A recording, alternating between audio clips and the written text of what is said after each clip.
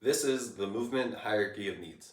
So this pyramid kind of puts in priorities of what you need to focus on to have better movement and to know where you're kind of hitting your plateaus. So first, the base is flexibility. You need the passive range of motion available of your joint to be able to move into the position you're trying to move. So flexibility, passive range of motion of a joint. Mobility is above that. So once you have adequate passive range of motion, we need to make sure you have the active strength in the range of motion of your joint. Okay?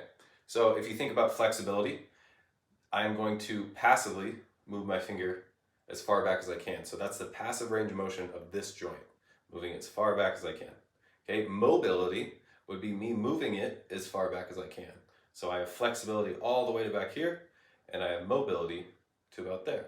And that's true for every joint in your body. So knowing these can really help you just set that baseline of what your limitations are in movement. Above that, we have strength balance. This is just balance of strength in the muscles around the joint, okay? So your joints are held together by your muscles. That's what supports your joints. So on either side, the muscles are basically rubber bands pulling. If one of the rubber bands is much stronger than the other in relation to the opposite side of the joint, then that can cause compensation and imbalances in your movement, whether it's on each side of the joint or maybe it's the left to right side of your body, maybe it's forward to back, maybe it's a rotational thing. But strength balance is the balance of the muscles around your joints. And this can change depending on what your athletic history is, all the way back to when you were a little kid, or your day-to-day lifestyle of what movements or positions you're in throughout the day. Because your body adapts to whatever you do, and it doesn't adapt to things you haven't done. So a lot of times, strength balance, that could be very simple fixes to very long-term problems if you find the right muscle that is out of balance. Okay?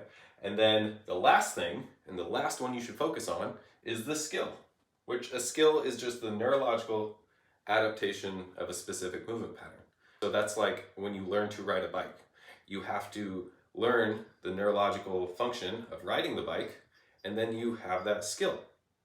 So if you're doing a more complex movement, like a squat, if we're just focused on the skill without taking into consideration your strength balance, your mobility around your joints, and then the passive flexibility around the joints, then you might be doing yourself a disservice and spending a lot of time doing a lot of different things to try to get better at the skill, when realistically, we should have measured your flexibility first. This comes up a lot with more high-skilled movements. Most complicated movements you can think of would be like the Olympic lifts, high-skilled gymnastics movements. A lot of times we just focus so much on the skill that we're doing all of these skill drills, repetition after repetition after repetition, and all we need to do is go down the chain and see, do you have the passive flexibility to be able to get your joint in the proper position for the movement?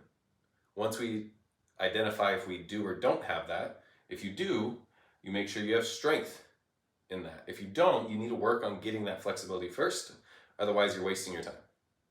And then once we get the strength in your range of motion, you work on making sure you're balanced around those joints for that movement, and then you get to work on the skill. And the more strength you have, the more time and energy and capacity you have to develop the skill. Okay? So if you follow this in all of your training, and if you're a coach for all of your clients, you will reduce the chance of injury dramatically.